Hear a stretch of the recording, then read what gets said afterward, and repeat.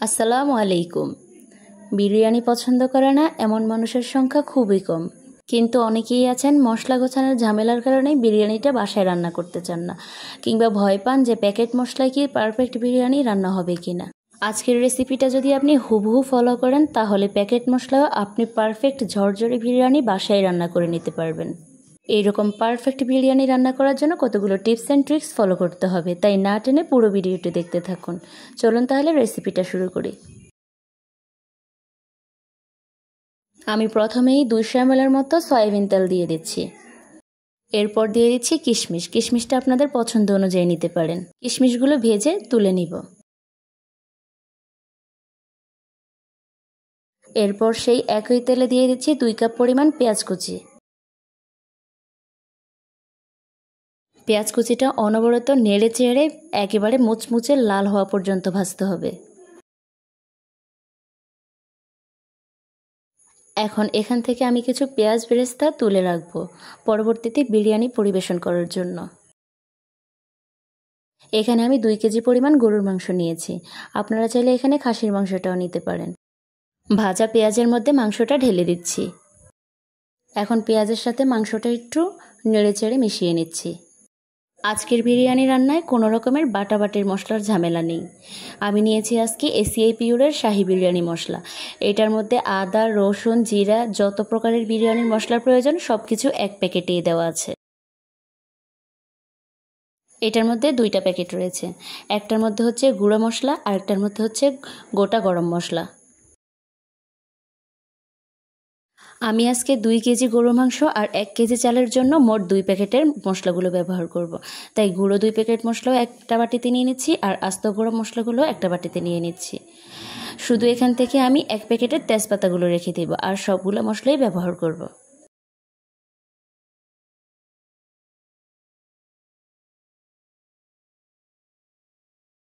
প্রথমেই আমি এই গুঁড়ো মশলাগুলো সবটুকুই মাংসের মধ্যে দিয়ে দিচ্ছি।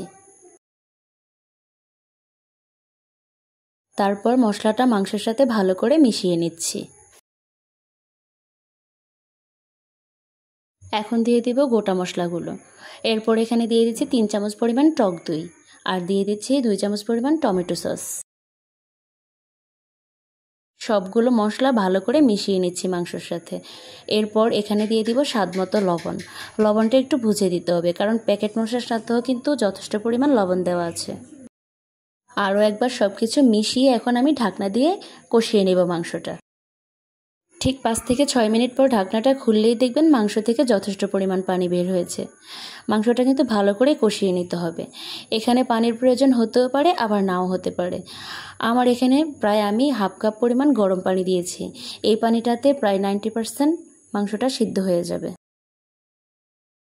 চুলার আঁচটা মিডিয়ামে রেখে ঢাকনা দিয়ে আমি মাংসটা প্রায় 80% সিদ্ধ হওয়া পর্যন্ত অপেক্ষা করছি।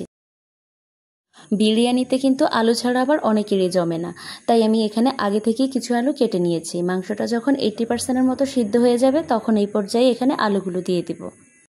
আলু 80% সিদ্ধ হওয়া পর্যন্ত রান্না করে নিব। এর মাঝে মাঝে নেড়েচেড়ে দিতে হবে যেন নিচে দিয়ে পুড়ে না যায়। আলু যখন সিদ্ধ হয়ে আসবে তখন আমি নেড়েচেড়ে এই ঝোলটা একেবারে শুকিয়ে নিব। এরপর যখন তেলটা উপরে চলে আসবে আমি মাংস আর আলুগুলো একটা বাটিতে তুলে রাখছি, কারণ চাল সহ রান্না করার জন্য হাঁড়িটা আমার বদলে নিতে হবে। এরপর বড় একটা হাঁড়িতে আমি যে তেল মশলাগুলো ছিল সেই সবগুলো ঢেলে নিচ্ছি। এরপর এখানে 1 কেজি পরিমাণ এসিআই পিওরের চিনি গুঁড়া চালটা ব্যবহার করছি। আপনারা চাইলে এখানে বাসমতি চালটাও নিয়ে নিতে পারেন। এই চালটা আমি আধা ঘন্টার মতো পানিতে ভিজিয়ে রেখেছি, তারপরে পানিটা ঝরিয়ে নিয়েছি। তেল মশলার সাথে চালটা আমি প্রায় 8 থেকে 10 মিনিটের মতো ভেজে নিচ্ছি। এরপর এখানে রান্না করা মাংসটা দিয়ে চাল আর মাংস ভালো করে মিশিয়ে নিব।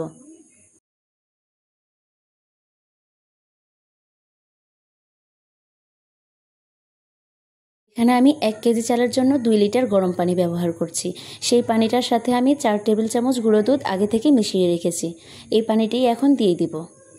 আপনারা চাল যতটুকু নেবেন ঠিক পানিটা তার ডাবল নিতে হবে।